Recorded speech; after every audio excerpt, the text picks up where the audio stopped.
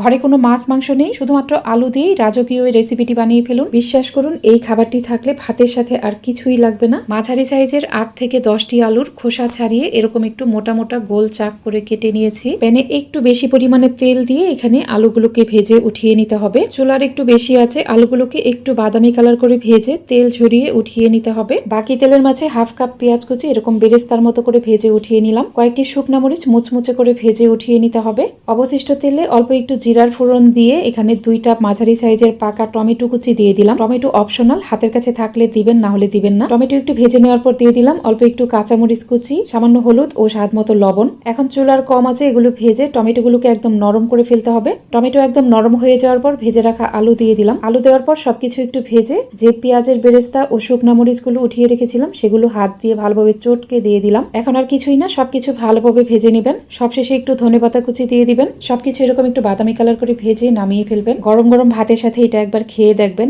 মাছ মাংস কোনো কিছুরই দরকার হবে না।